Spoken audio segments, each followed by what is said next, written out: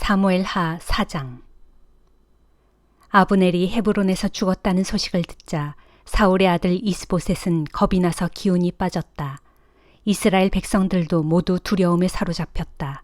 그때 사울의 아들 이스보셋에게는 군대를 지휘하는 2명의 지도자가 있었다. 바하나와 레갑 형제였다. 그들은 베냐민 지파 사람으로 부에롯 사람인 림몬의 아들들이었다.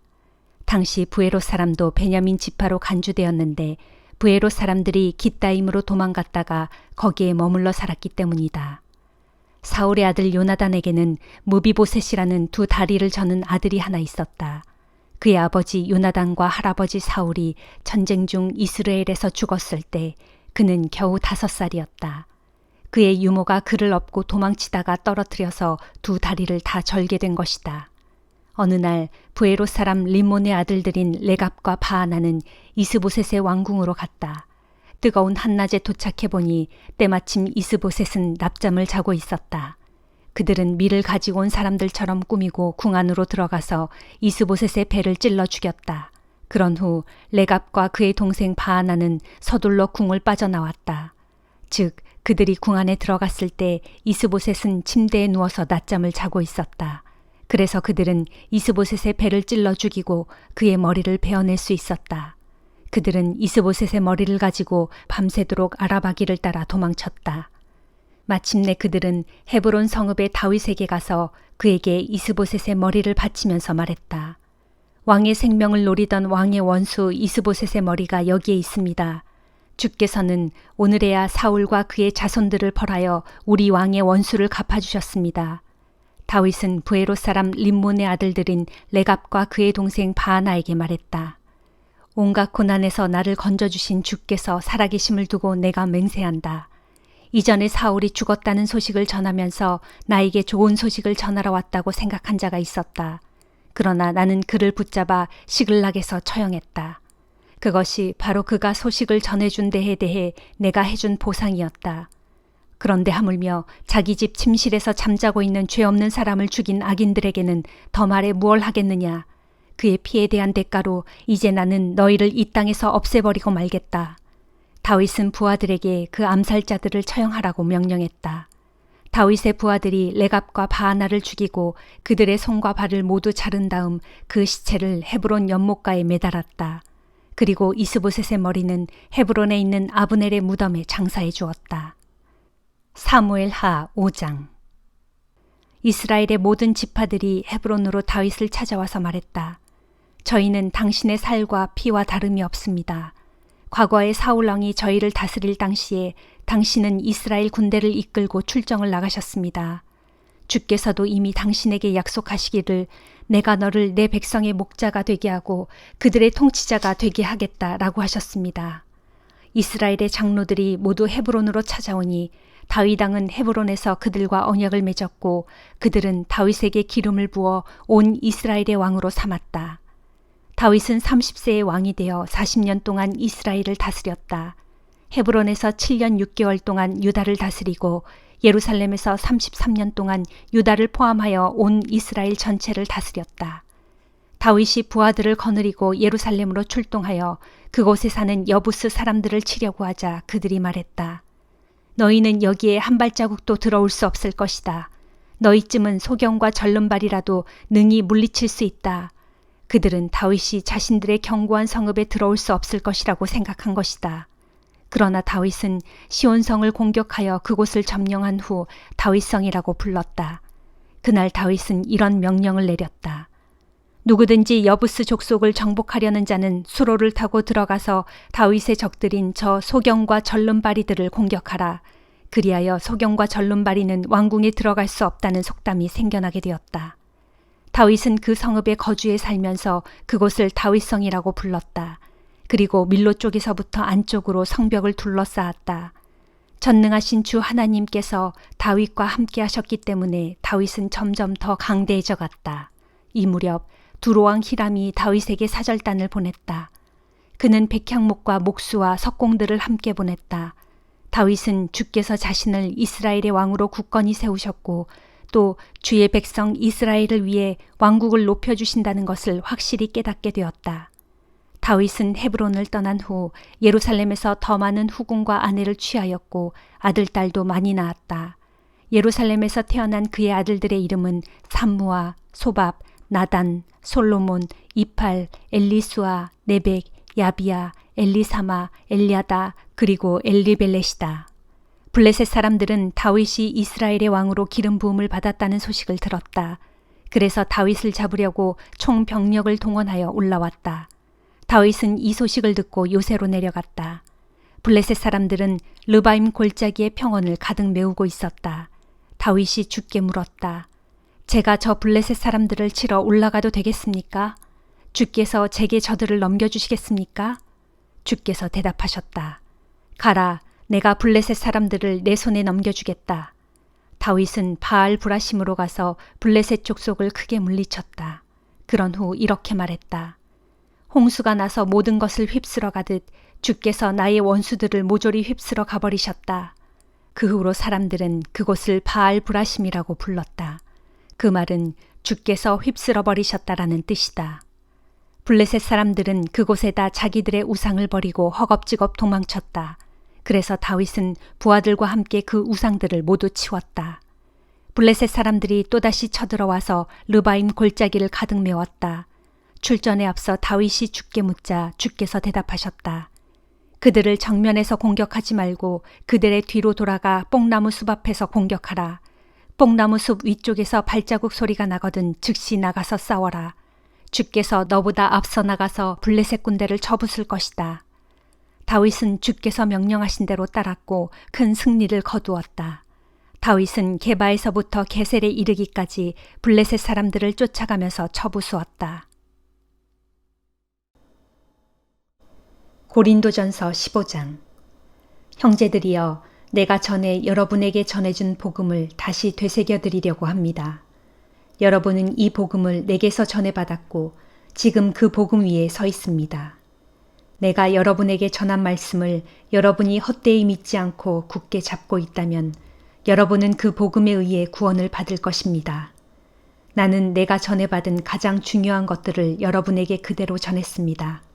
그것은 곧 그리스도께서는 성경에 기록된 대로 우리의 죄를 위해 죽으셨다는 것과 무덤에 묻히셨다는 것과 성경에 기록된 대로 사흘 만에 다시 살아나셨다는 것과 그리고 베드로에게 나타나시고 그런 다음 12 제자에게 나타나셨다고 하는 것입니다. 그 후에 그리스도께서는 500명이 넘는 형제들에게 동시에 나타나셨는데 그들 가운데 일부는 죽었지만 대부분은 아직도 살아 있습니다.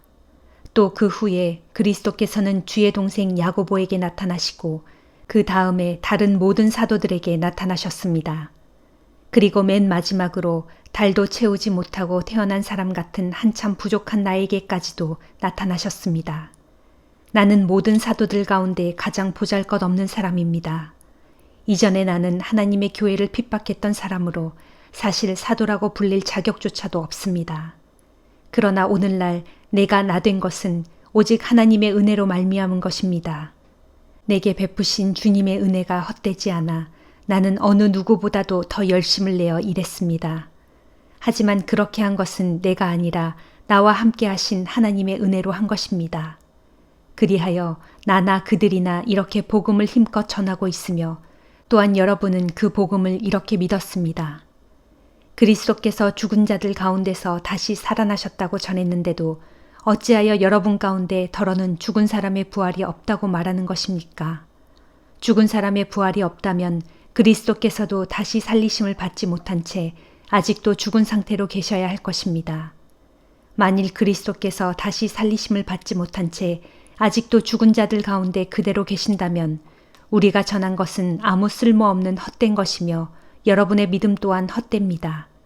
더 나아가 우리 모두 하나님의 거짓 증인으로 드러나게 될 것입니다. 하나님께서 그리스도를 다시 살리지 못하셨는데도 우리가 다시 살리셨다고 증언해 왔기 때문입니다.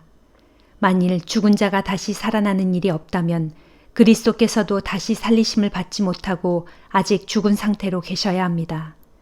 만일 그리스도께서 다시 살리심을 받지 못하셨다면 여러분의 믿음도 몽땅 헛된 것이고 여러분은 여전히 죄 가운데 있게 됩니다. 그렇게 되면 이미 세상을 떠난 그리스도인들도 다 멸망해 버렸을 것입니다.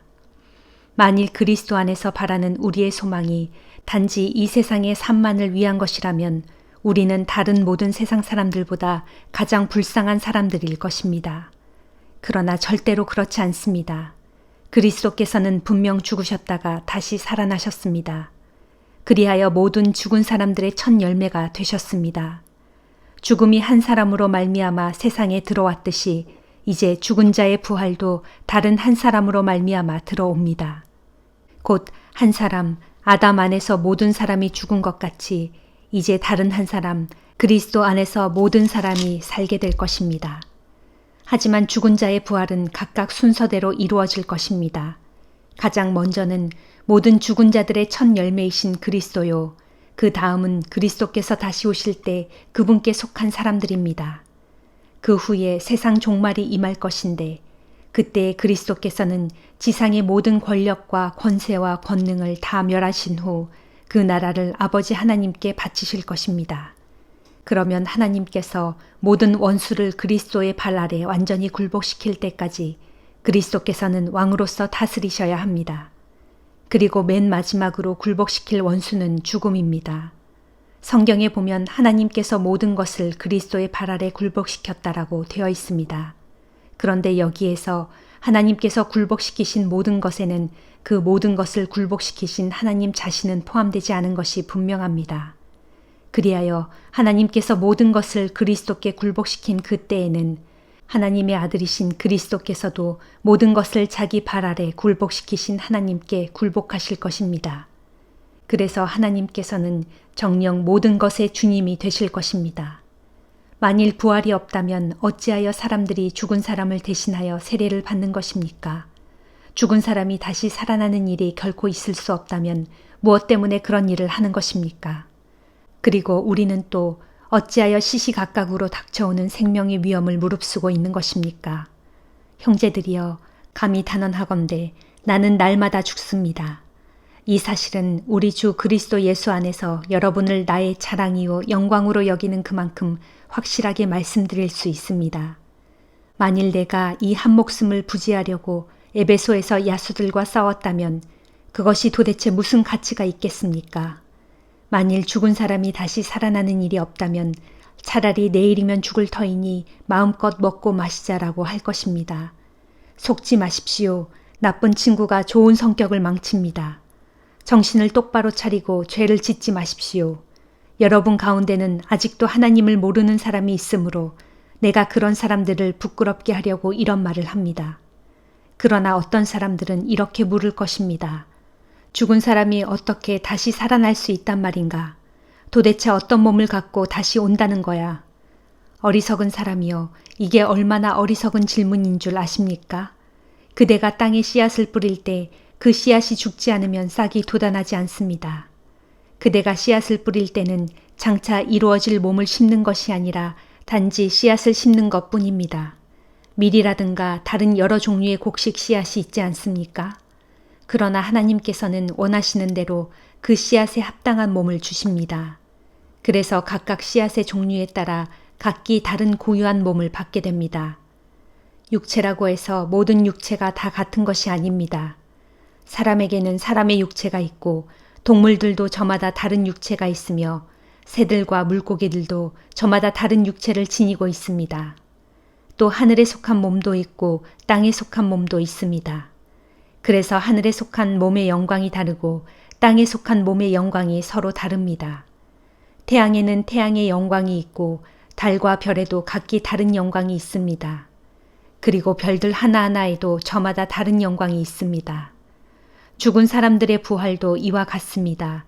비록 썩어질 몸이 묻히지만 장차 썩지 않는 몸으로 다시 살아납니다.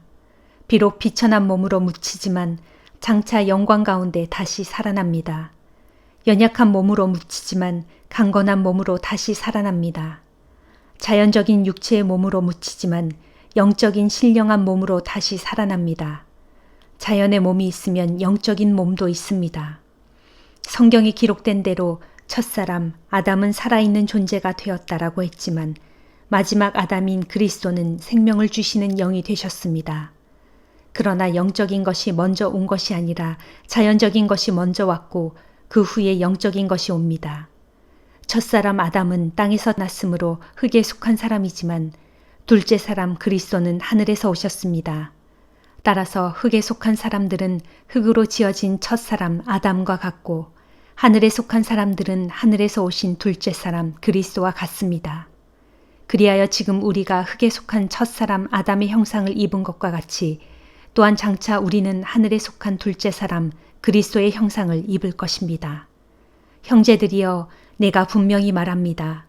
살과 피로 이루어진 몸은 하나님의 나라를 상속받을 수 없고 썩어질 몸으로는 썩지 않을 것을 상속받을 수 없습니다. 보십시오. 내가 여러분에게 한 가지 비밀을 말씀드릴 테니 잘 들으십시오. 그것은 우리가 죽지 않고 다 변화될 것이라는 사실입니다. 마지막 날 재림의 나팔 소리가 울려 퍼질 때 눈 깜빡할 사이에 갑자기 그렇게 될 것입니다. 나팔 소리가 울려 퍼지면 죽은 사람들은 썩지 않을 몸으로 다시 살아나고 우리도 또한 모두 변화될 것입니다. 썩어질 몸은 영원히 썩지 않을 몸을 입어야 하고 죽어질 몸은 영원히 죽지 않을 몸을 입어야 하기 때문입니다. 썩어질 이 몸이 썩지 않을 몸을 입고 죽어질 이 몸이 죽지 않을 몸을 입을 때에 비로소 성경에 기록된 말씀이 이루어질 것입니다. 보라, 죽음을 삼키고 승리를 얻었도다. 죽음아, 너의 승리가 어디에 있느냐? 죽음아, 너의 독침이 어디에 있느냐? 죽음의 독침은 죄요, 죄의 권세는 율법입니다. 그러나 여러분은 하나님께 감사를 드리십시오. 그분은 우리 주 예수 그리스도를 통하여 우리에게 승리를 주십니다. 나의 사랑하는 형제들이여, 그러므로 굳게 서서 흔들리지 말고 항상 주의 일에 더욱 힘쓰는 자들이 되십시오. 여러분이 아시는 대로 주 안에서 행하시는 여러분의 모든 수고가 결코 헛되지 않습니다. 에스겔 13장. 주의 말씀이 내게 내렸다. 너 사람아, 너는 이스라엘의 예언자들을 향하여 예언하되 자기들 마음 내키는 대로 예언하는 사람들을 쳐서 예언하라. 선포하기를 너희는 주의 말씀을 들어라. 주 하나님께서 말씀하신다. 환상을 본 적도 없으면서 자기 마음대로 예언하는 어리석은 예언자들에게 재앙이 있을 것이다. 이스라엘아, 너희 예언자들은 황무지에 살고 있는 여우와 같다. 너희 예언자들은 너희의 성벽이 허물어져 있는데도 그리로 올라가서 수리할 생각조차 하지 않았고 또 주의 날에 있을 전쟁에 대비하여 너희 이스라엘 족속을 위하여 성벽을 쌓지도 않았다. 그들은 헛된 환상을 보고 거짓 점괘를 말한다. 그들은 자신들이 주께 보냄받았다고 주장하면서 주의 이름으로 예언하고 있지만 나 주는 그들을 보내지 않았다. 그럼에도 그들은 자기들의 말이 확실히 이루어지기를 기대하고 있다. 내가 그들에게 전혀 말한 적이 없는데도 그들은 자신들의 말이 주의 말씀이라고 주장하니 그것이야말로 그들이 헛된 환상을 보고 거짓 점괘를 말한 것이 아니냐. 그러므로 나 주가 너희 이스라엘의 거짓 예언자들에게 말한다. 너희가 허황된 것을 보고 거짓된 것을 말하니 내가 너희를 칠 것이다. 이는 나 주의 말이다. 그렇다. 너희 예언자들이 헛된 환상을 보고 거짓 점괘를 말했으므로 내가 손을 들어 직접 그들을 치겠다. 그래서 그들로 내 백성의 공회에 참석하지 못하게 하겠고 이스라엘 족속의 호적에도 기록되지 못하게 하겠으며 이스라엘 땅에도 영영 들어오지 못하게 할 것이다. 그러면 그때서야 너희가 나를 주인 줄 깨닫게 될 것이다. 내가 이처럼 내 손을 들어 그들을 치는 까닭은 이러하니 그들이 내 백성 이스라엘을 미혹하여 잘못 인도했기 때문이다. 그들은 이스라엘 땅에 평강이 없는데도 평강이로다 하고 말했고 내 백성이 쌓은 성벽이 전혀 단단하지 못한데도 그 겉에 그럴듯하게 회치를 하여 단단해 보이도록 만들었다. 그러므로 너희는 겉에 회치라는 자들에게 말하기를 이제 곧 그 성벽이 무너질 것이다 하여라. 억센 폭우가 쏟아질 것이고 큰 우박덩어리가 떨어지며 거센 폭풍이 불어닥칠 것이기 때문이다. 그러면 성벽이 무너질 것이고 또 성벽이 무너질 때 사람들이 당황하여 묻기를 그들이 성벽에 발랐던 그 회칠이 다 어찌 된 것이냐 할 것이다. 그러므로 나 주가 말한다.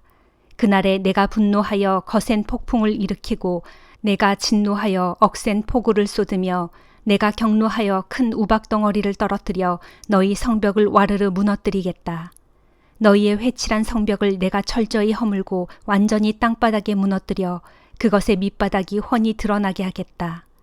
그렇게 성벽이 와르르 무너지면 너희가 그 밑에 깔려 다 죽을 것이다. 그때서야 너희가 나를 주인 줄 깨닫게 될 것이다. 이렇게 내가 나의 분노를 그 성벽과 거기에 회칠한 자들에게 남김없이 다 쏟아부을 것이다. 그런 후에 너희에게 말하기를 자, 보라, 성벽은 무너져 없어졌고 거기에 회칠하던 자들도 모두 사라지고 없다 할 것이다. 정녕 그들은 예루살렘을 두고 예언하면서 그 땅에 평강이 없는데도 평강이로다 하고 말한 이스라엘의 거짓 예언자들이다. 이는 나 주 하나님의 말이다 하여라. 주의 말씀이 내게 또 내렸다. 너 사람아, 너는 이제 내 백성 가운데서 자기 마음대로 지어내어 예언하는 여자들을 주목해서 살펴보고 그녀들을 쳐서 예언하여라. 너는 그녀들에게 선포하기를 주 하나님께서 말씀하신다. 사람의 영혼을 사냥하려고 자기 팔목마다 부적띠를 달아매고 각 사람들의 키에 맞도록 너울을 만들어 그들의 머리에 씌워주는 여자들에게 재앙이 있을 것이다.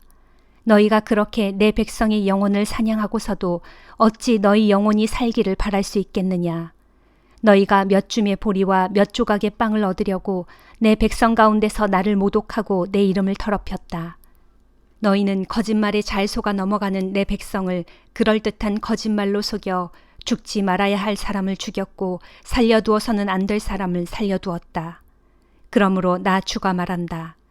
마치 사냥꾼이 새를 사냥하듯 너희가 내 백성의 영혼을 사냥하는 데 사용하는 너희의 부적띠를 너희 팔목에서 사정없이 떼어낼 것이고 또 너희가 새인 양 사냥해 놓은 그 영혼들을 내가 다 풀어주겠다. 또 그때에 내가 너희의 너울을 갈기갈기 찢어 내 백성을 너희 손에서 건져내겠고 내 백성들로 다시는 너희의 사냥감이 되지 않게 하겠다. 그러면 그때서야 너희가 나를 주인 줄 깨닫게 될 것이다. 또 너희는 내가 슬프게 하지 않은 의인들을 거짓말로 낙담시켜 슬프게 했고 죄악을 일삼는 악인들의 손을 도리어 강하게 하여 그들로 자신들의 악한 행실에서 돌이켜 살 길을 찾지 못하게 하였다. 그러므로 내가 너희를 쳐서 이제 너희로 더 이상 헛된 환상을 보거나 거짓 점괘를 말하지 못하게 하겠다. 그리하여 내가 너희의 소나기에서 내 백성을 건져내겠다. 그러면 그때서야 너희가 나를 주인 줄 알게 될 것이다 하여라. 시편 52장. 너 거칠고 힘센 자여, 내가 어찌하여 내 악을 자랑하느냐. 하나님의 눈밖에 날 수치스러운 짓을 저지르고도 어찌하여 그것을 자랑으로 삼느냐. 너의 속이는 혀는 오로지 남을 해칠 궁리나 하는구나. 마치 예리한 면도날처럼 남에게 상처나 주는 말밖에 할 줄을 모르는구나. 너는 선한 일보다 악한 짓을 더 즐기고 정직한 말보다 거짓말하기를 더 좋아하는구나. 너 속이는 간사한 혀야, 너는 남을 해치는 거짓된 말만 좋아하는구나. 그러므로 하나님께서 너를 영영 없애버리실 것이다. 그분께서 너를 내가 살고 있는 너의 장막에서 확 끄집어내어 사람들이 살아가는 이 땅에서 너를 뿌리째 뽑아내실 것이다. 그러면 의로운 자들이 너의 그 꼴을 보고 두려운 마음으로 너를 비웃으며 말하기를 저 사람은 하나님을 자기의 힘으로 삼지 않고 오직 자기 재산만 믿고 자기 힘만 키우면서 악하게 굴더니 결국 저런 꼴이 되고 말았구나 할 것이다. 그러나 나는 하나님의 집에서 자라나는 올리브 나무처럼 언제까지나 하나님의 변함없는 신실한 사랑을 의지하고 살아가리라. 이 몸은 주께서 하신 일을 항상 생각하며 영원히 주님을 찬양하겠고 주님을 믿는 모든 성도들 앞에서 주의 선하신 이름을 영원히 받들며 찬양하리라. 시편 53장. 어리석은 자들은 마음속으로 이르기를 하나님이 어디 있어 하는구나. 그런 자들은 썩을 대로 썩어서 악한 짓만을 일삼으니 선한 일을 하는 사람이라고는 찾아볼 수가 없구나. 하나님께서는 저 하늘에서 땅 위 사람들을 내려다보시며 혹시나 깨달은 사람이 있는지 혹시나 하나님을 찾는 사람이 있는지 자세히 살펴보신다. 그러나 저마다 등을 돌려 다른 길로 빗나가니 하나같이 틀려 먹었구나. 어쩌면 그리도 하나같이 썩었는지 선한 일을 하는 사람은 아무도 없구나. 정말 한 사람도 찾을 수 없구나. 악을 행하는 자들은 하나같이 어쩌면 그리도 무식한지 그들이 밥 먹듯이 내 백성을 착취하면서도 하나님을 전혀 찾지 않는구나. 그들이 아무 두려워할 것이 없는데도 무서워 벌벌 떠는 것은 하나님께서 자기 백성을 해치는 원수들의 뼈를 부러뜨려 산산이 흩으셨기 때문이도다. 하나님께서 그들을 물리치셨으므로 그들이 수치를 당하는구나. 오 하나님, 시온에서 나오셔서 이스라엘에게 구원을 베풀어 주소서. 하나님께서 자기 백성을 포로된 땅에서 이끌어내시어 그들의 땅으로 되돌려 보내실 때에 야곱은 즐거워하고 이스라엘은 기뻐할 것입니다. 시편 54장. 오 하나님, 주의 이름으로 나를 구원해 주소서. 주의 권세로 이 몸의 올바름을 변호해 주소서. 하나님, 나의 기도를 들어주소서. 내가 입을 열어 주께 아뢰는 소리에 귀를 기울여 주소서. 무법자들이 나를 치려 몰려오고 있고 압제자들이 내 목숨을 노리고 있습니다. 저들은 하나님을 안중에도 두지 않는 난폭한 자들입니다. 그러나 하나님께서는 나를 도우시는 분이고 주님은 나를 든든히 붙들어 주시는 분입니다. 그러니 주께서는 나를 해치려는 저자들의 악행을 저들에게 되돌려 주소서. 주의 성실하심으로 저들을 모조리 없애버리소서. 그리하시면 내가 기꺼운 마음으로 주께 희생제물을 바치겠습니다. 오 주여, 주께서는 선하시니 내가 주의 이름을 영영 찬송하겠습니다. 진실로 주께서는 모든 고난 가운데서 나를 건져주셨고 또한 나의 이 두 눈으로 원수들이 망하는 꼴을 똑똑히 보게 하셨습니다. 아멘.